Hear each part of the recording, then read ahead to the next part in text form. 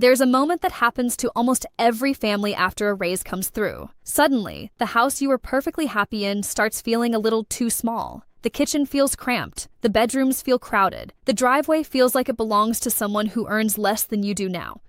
And so you go looking, and you find it. The bigger house. The one with the open layout and the extra room and the yard the kids can actually use. The agent calls it a smart move. The bank approves the loan. Everyone around you nods like this is exactly what success is supposed to look like. And the price difference does not feel that frightening. The median home in America today costs about $417,000. The upgrade takes you to $700,000. On paper, that looks like a $282,000 difference. And here is the first trap. That number, that $282,000, makes the upgrade feel like a one-time cost. You pay it once, and it is done. But the purchase price is not the real cost of a bigger house. It is the cover charge. The subscription starts the day you sign. On the median home at today's rates, your principal and interest run about $2,100 a month. On the $700,000 home, that same payment climbs to $3,500 a month. That is $1,400 more every single month before you have turned on a light, paid a tax bill, or called a plumber. Over 30 years, that mortgage gap alone adds up to more than $500,000 in extra payments. And in the first 10 years of that loan, almost none of those payments are buying the house. They are buying the bank's interest. You are writing enormous checks every month, and the actual percentage of the house you own is barely moving. But the mortgage is only the cost you can see. The costs that actually destroy families are the ones hiding inside the square footage. And every single one of those hidden costs shares one feature that most buyers never think about. They scale. Studies put the average annual cost of owning a home on top of the mortgage at somewhere between $16,000 and $21,000 a year. That works out to over $1,300 every month sitting on top of whatever your mortgage payment already is. Property taxes are charged as a percentage of your home's assessed value. The more expensive the house, the harder it gets taxed every year forever. And property taxes are not staying flat. Across the country, they rose 12% in just a 2-year period recently. A higher value home feels every one of those increases on a bigger base. The pain compounds with the value. Homeowners insurance is priced on what it would cost to rebuild your home. More square footage means more to insure. Insurance premiums have already surged nearly 57% between 2019 and 2024. In some states, owners of large homes are getting dropped overnight. Utilities scale with the volume you are heating and cooling. Those extra rooms cost money on every single day nobody walks into them. And then there is maintenance, the cost almost every buyer underestimates, and the one that punishes size most ruthlessly. Professionals use a rule of 1 to 2% of your home's value every year just for maintenance. On a $700,000 home, that is over $10,000 a year, every year, in roofs and water heaters and systems, failing at the worst possible time. A bigger house simply gives entropy more surface area to work on. More roof to leak, more floor to replace, more to fail. So stack it all up honestly. Extra mortgage, extra taxes, extra insurance, extra utilities, extra maintenance. Marcus and Renee's upgrade does not cost them $282,000 once. It costs them $1,500 more every single month for 30 years. That quiet monthly leak is the entire ballgame, because that money had another future. $1,500 a month is not a small number. Invested consistently over 30 years, it becomes something almost impossible to believe until you see the math. The S&P 500 has returned roughly 10% a year on average over the long run. Fidelity's own 30-year measure came in just above that. Take that $1,500 a month and put it into a low-cost index fund instead of a bigger mortgage. After 30 years, it becomes more than $3 million. The choice between the median house and the upgrade was never a choice between two homes. It was a choice between a comfortable retirement and a 7-figure one. The bigger house did not cost Marcus and Renee $282,000. It cost them more than $3 million in the life they could have funded, and they handed it over $1,500 at a time, cheerfully, feeling like they were winning every single month. If 10% feels too optimistic, use the conservative inflation-adjusted return of 7%. The $1,500 a month still grows to more than $1.5 million over 30 years. And there is the down payment to consider on top of everything else. Marcus and Renee put an extra $56,000 into the bigger home just to clear the 20% requirement. That $56,000 left in the market would have doubled to over $100,000 by year 7, past $200,000 by year 14. approaching $1 million by retirement, all on its own, without adding another single dollar. Instead, that $56,000 is frozen inside drywall, appreciating at a rate that after costs barely keeps pace with inflation. That is the opportunity cost. And it is invisible because you never see the money you did not make. There is no bill for it, no alert on your phone, no moment where someone hands you an invoice for $3 million. The wealth simply fails to exist quietly for 3 decades. Now here is the strangest part of this entire story, and it exposes how irrational the bigger house instinct really is at its core. We are buying more and more space for fewer and fewer people. In the early 1970s, the median new home was about 1,500 square feet. The average household had just over 3 people. That is about 477 square feet per person.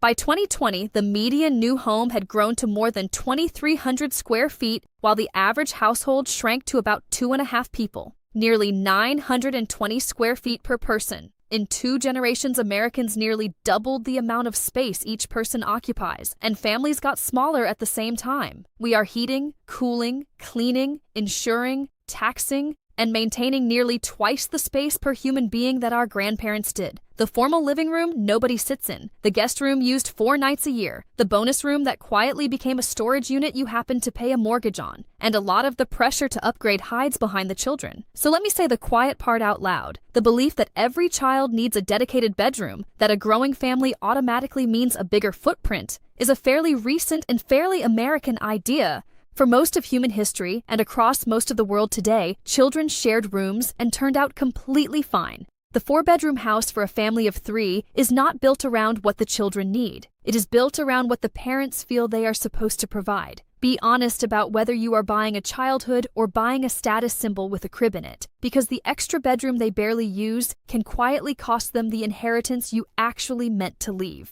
Now let me put a second name next to Marcus and Renee because the contrast tells the whole story. A woman I will call Tasha earns almost exactly what they earn. When her income climbed, she did not trade up. She stayed in a modest 3-bedroom, kept her payment well under a quarter of her take-home, and automated her investing the day after every payday. Her house is smaller. Her car is older. Her kitchen has never been featured on anyone's social feed, and she will retire with more money than Marcus and Renee will. Not because she earned more, but because she refused to let her home decide the size of her financial life. Now let me take apart the 2 arguments people use to defend the upgrade, because they both sound smart and they both cost real money. The first argument is that a bigger mortgage is forced savings. It makes you build equity you would otherwise spend. There is a sliver of truth in it. Yes, paying down a mortgage does build equity, but forced savings at a terrible return is still a terrible return. In the early years of a 30-year mortgage, the overwhelming majority of every payment is interest.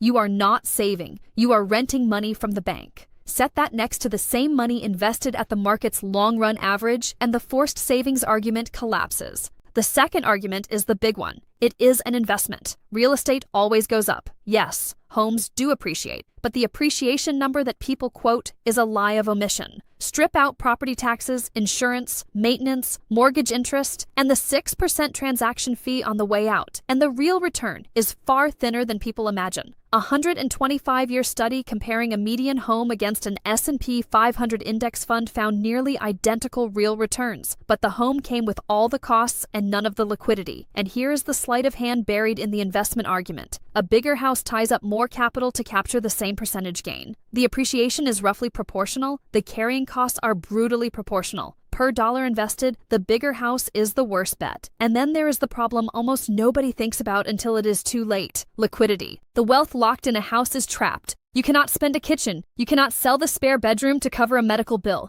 An index fund can be partially sold in an afternoon. A house must be listed, staged, shown, negotiated, and sold whole, usually at the worst possible moment. I have seen people reach retirement looking wealthy on paper, sitting on a paid-off 5-bedroom house with almost nothing liquid to their name, forced to sell the home they love or borrow against it in their 70s just to fund the life they assumed the house would provide. House rich and cash poor is not wealth. It is wealth wearing a costume. So why do we keep doing it? If the math is this lopsided, why does every family that gets a raise go shopping for more house? The answer is not financial at all, it is psychological, and it is worth understanding because it is the one part you can actually control. A bigger house is the most visible signal that you have succeeded. A growing investment account is completely invisible to everyone around you. Nobody drives past your brokerage balance and slows down to admire it, but everyone sees the house, the address, the driveway. We are wired to compete for status with the people immediately around us, and housing is the one scoreboard we cannot hide. That is the neighborhood ratchet, and it only turns one direction. You move up, and the baseline quietly resets. The house you would have been thrilled with 5 years ago suddenly feels like a step backward. So you stretch again, and it feels normal because everyone around you stretched too. Now let me put the two stories side by side and show you exactly how they diverge in slow motion. Marcus and Renee buy the $700,000 house. Tasha keeps the modest one and invests the $1,500 gap every single month. In year one, you genuinely cannot tell who made the smarter move. The bigger house looks like the winner on every visible measure. The housewarming is incredible. Tasha's place looks ordinary by comparison, and a few people quietly wonder why she did not level up when she clearly could. Fast forward 5 years, the cracks are starting to show, though only Marcus and Renee can feel them. The water heater went, the deck needed work. Property taxes crept up again. The insurance renewal came in higher than last year. There is technically money coming in, but there is never quite anything left at the end of the month, and the retirement account looks thinner than it should. Tasha, meanwhile, has been quietly funneling $1,500 a month into index funds without thinking about it. Her account has crossed $100,000. Nobody is congratulating her. Nobody can see it, but the number keeps growing. Jump to year 20. This is where the slow-motion collision finishes. Marcus and Renee have a beautiful, well-worn home and a retirement account that worries them at 2 in the morning. They have poured tens of thousands into maintenance, watched insurance and taxes climb every single year. The equity is locked inside walls they cannot touch without selling. They look successful and they feel trapped, and they cannot fully explain why. Because on paper, they did everything right. Tasha is sitting on an investment account in the high 6 figures, climbing towards 7, with a paid-down, modest home on top of it. She can retire early if she wants. She can help her kids without flinching. She has choices in every direction. From the street, Marcus and Renee still look like the ones who won. From the bank statement, it was never close. The difference was not income. It was not discipline or luck. It came down to one single decision made once in their 30s about how much house to buy. So what do you actually do with all of this? You do not take a vow of poverty. You do not move into a shoebox. You buy the house that fits the life you actually live, not the life you feel like you are supposed to perform for the people around you. Run the real monthly number before you let yourself fall in love with a listing. Mortgage plus taxes plus insurance plus maintenance, all of it together. Then ask whether that total still leaves room to invest meaningfully every month. If the housing cost crowds out your investing, the house is too big. A reasonable target is keeping total housing costs under 1/4 to 1/3 of your take-home pay. The closer to the bottom of that range, the better, no matter what the bank approved you for. The bank profits when you borrow the maximum. Your job is to borrow the amount that leaves your future intact. And watch out for the phrase that sells more square footage than any agent ever could. You will grow into it. When the raise lands, fight the reflex to convert it into more house. Bank the difference instead, and let it work for you quietly for decades. And if you are already in the bigger house, you have not failed. You simply have better information today than you had on the day you signed. The bigger house was never the reward you thought it was. The reward is the freedom waiting on the other side of not needing one.